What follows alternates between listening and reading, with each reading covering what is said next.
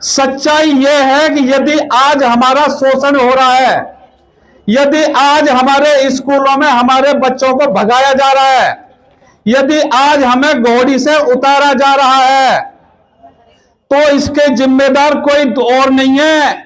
इसके जिम्मेदार हम यहां पे देखा जो कोट पैंट वाले हैं, भाषण भी देते हैं, जो जब उनके बच्चों की शादी होती है तो वहां पे पंडित बैठे। बदल जाओगे तुम? नहीं बदल सकते।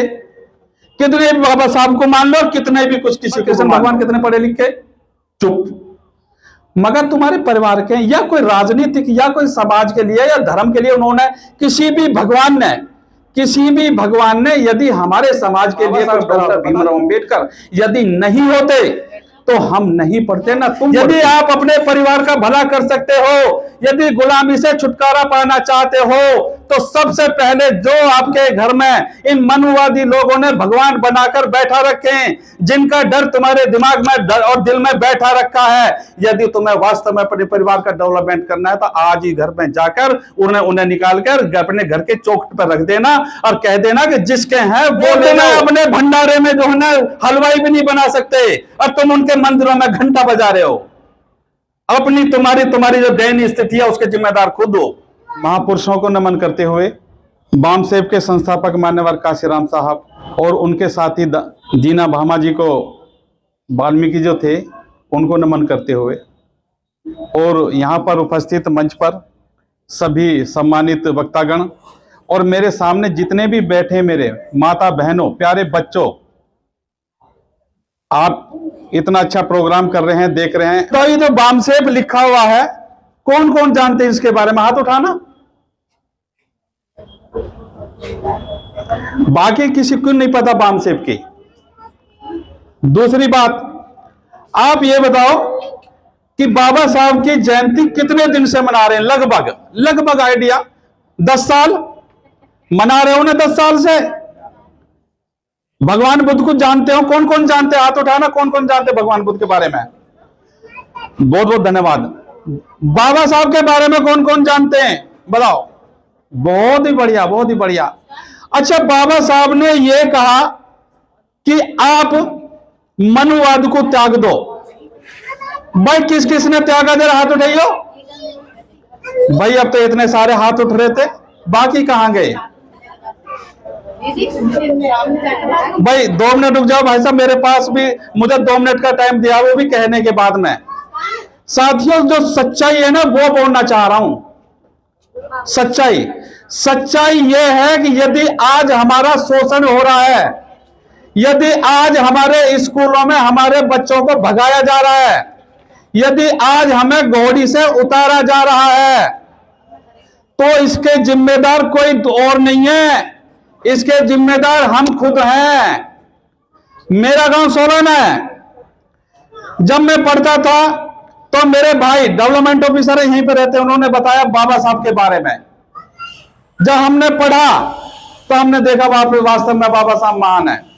दूसरी बात, जितने भी हमारे मोहल्ले में बेटियों की शादी होती थी तो बारात आती थी, मैं और मेरा दोस्त मिलके उनकी शादी करा देते, फेरे पड़ जाते थे। और आज तक भी जितनी शादी कराई बाबा साहब के द्वारा से सारे जिंदे, एक भी कहीं छोड़ के किसी को गया नहीं, एक के भी बच्चा कोई वो नहीं हुआ, सारा परिवार कुशल है।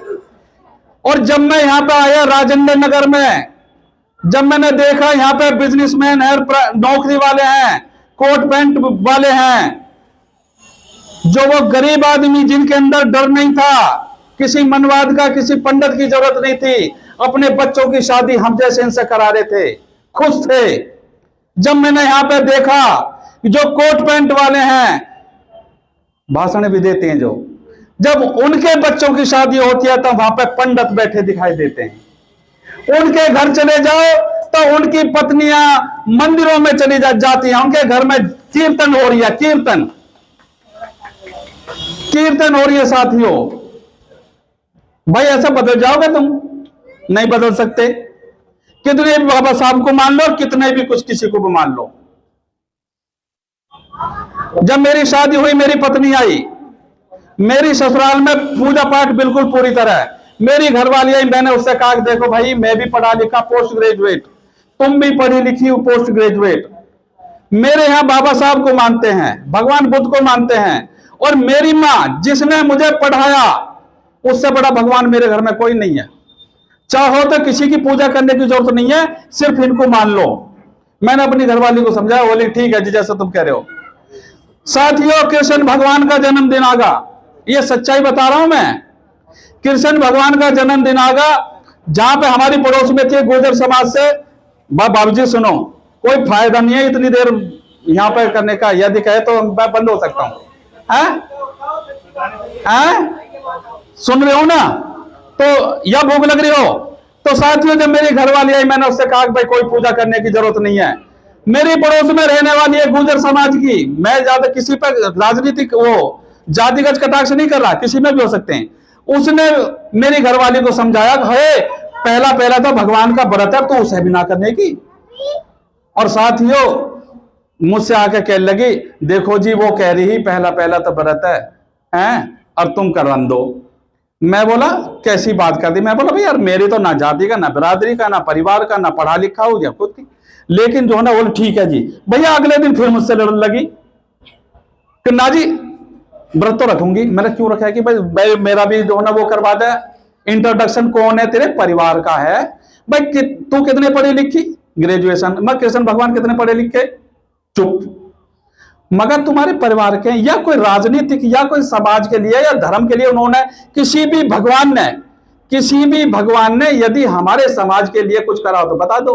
मेरी माँ भी जो है ना, मेरे परिवार भी इन देवी देवताओं के पूजते आए, लेकिन कभी हमारा भला नहीं हुआ। मैंने उनको बताया, बाबा साहब डॉक्टर भीमराव अंबेडकर यदि नहीं होते तो हम नहीं पढ़ते, ना तुम पढ़ती। जब मैं उन्होंने समझाया तो मैं बोला, दूसरी बात, जिसने तुम्हें समझाया, मैं तुमसे कह रहा हूं, मैं पोस्ट ग्रेजुएट आदमी कह रहा हूं कि ये सब भगवान का सब बेकार की चीजें, देवी देवता। और एक अनपढ़ औरत ने तुम्हें समझा दिया। मैंने वो पढ़ी लिखी है, तुम पढ़ी लिखी?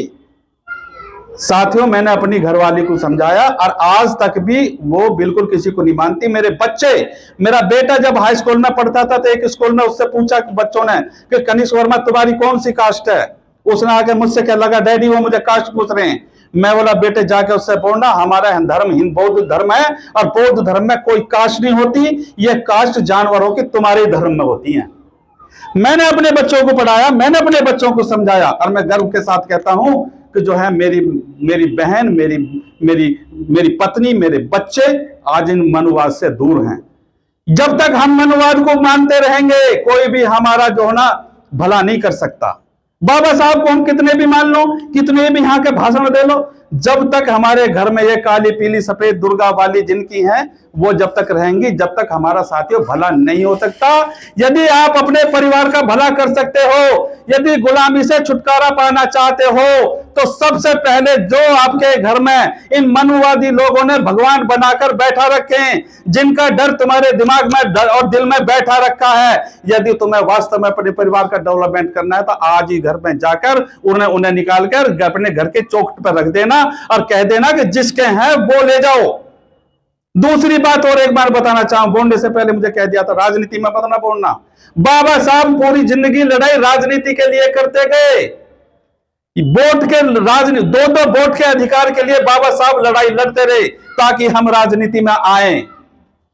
और साथियों, जिन लोगों का काम घंटा बजाने का था, आज वो मुख्यमंत्री बने बैठे, सीट पे बैठे हैं, सारी पावर उनके हाथ में, सारी सत्ता उनके हाथ में है। और जो आज हमारा राजनीति करने का काम है तो हमें कहा जाता है कि राजनीति पर बात मत ना करो, अब तुम भी राजनीति मत ना करो। ये संगठन, बाबा साहब ने कहा शिक्षित बनो, शिक्षित तो बन गए, नौकरी पाली, बाकी समाज में भी उठ बैठ नहीं। बात आई संगठन की, तो संगठित नहीं है, संगठन बना लिए, और संगठन बना के हम आज बट चुके हैं, सत्ता से बाहर हो गए। जब उत्तर प्रदेश में तुम्हारी सरकार बनी थी तो मनुवादी हिल चुके थे। वो कहते थे कि मायावती ने इनको इतनी ताकत दे दी, आज ये अपनी आवाज उठाने लगे, बोलने लगे, पढ़ने लगे। यदि तुम्हारे खिलाफ कोई कार्रवाई, कोई जो है तुम्हारे खिलाफ कोई गलत बात करता था, तुम्हें जाति सूचक शब्द करता था, तो उसके खिलाफ कानूनी कार्रवाई होती है। आज बताओ कौन है तुम्हारा कानूनी कार्य करने वाला है? कोई? क्योंकि तुम राजनीति सत्ता से हट गए। मनुवादी ने एक जो षड्यंत्र चलाया कि इन्हें किसी भी तरह बांटो और राजनीति से अलग कर दो। वो सफल हैं, और हमारे लोग इस बात को नहीं समझ रहे। जब तक आप सत्ता में नहीं आओगे, जब तक तुम्हारा कोई भला नहीं कर सकता, क्योंकि सत्ता में ताकत होती है। जिसके हाथ में सत्ता होती है, राजनीति चाबी उसी के हाथ में होती है। जिसको कहेगा एसएसपी डीएम सब उसके हाथ में होते हैं। तो साथियों, आप देखो, मुझे पीछे से प्रेस दिया जा रहा है कि धन्यवाद कर दो। तो साथियों, यदि मुझसे कोई गलत बात हुई हो तो मैं आपसे माफी मांगता हूं। भूख लग रही है आपको, मैं मानता हूं, लेकिन मैं उसमें लिए, लेकिन ये बात सत्य है, कितना ही भी बोल लो बाबा साहब के ऊपर, उनके जब तक उन्हें अमल नहीं करेंगे कुछ नहीं हो सकता। अरे किसने कहा तुम्हें आज भी जो है ना मंदिरों में जाओ घंटा बजाना है? आज की न्यूज है, प्रयागराज में जब उत्तर प्रदेश में बाबा साहब का वो बना जा रहा था पार्क, तो यही मीडिया ये कहती थी कि हाथी बना गिरे। आज प्रयागराज में रेत पे दुनिया भर का पैसा लगा दिया, और वहां पे जो लोग, आज की मीडिया की बता रहा हूं मैं, वहां पे जो भंडारा चल रहा है उसमें उन्होंने ये कहा है कि हमारे भंडारे में कोई भी शूद्र नहीं आ सकता। मेरे पास है उसकी वो है, क्लिप है मेरे पास मीडिया की। अगर कोई कह रहा है तो मेरे पर मुकदमा करो, मेरे पास है। वो तुम्हें अपने भंडारे में जो है ना हलवाई भी नहीं बना सकते, और तुम उनके मंदिरों में घंटा बजा रहे हो। तुम्हारी जो दयनीय स्थिति है उसके जिम्मेदार खुद हो। हमारी जो बहन बेटी हैं, पढ़ने जाती हैं लेकिन व्रत रखती हैं, जब इनके लिए बच्चा का लड़का ढूंढने जाते तो कोई वहां पूछता है कि तुमने कितने व्रत रखे? शिक्षा पूछता है, शिक्षा लो। तो साथियों, मैंने आपका टाइम लिया, बीच में आपका जो ना डिस्टर्ब किया, पीछे से मुझे बार बार कहा जा रहा कि आप शांत रहिए। धन्यवाद आप सब लोगों का, अपने सामने मुझे सुना। और भैया कोई गलत बात निकल गई तो माफ करना। जय भीम, जय भारत, खुदा हाफिज़, बंदी।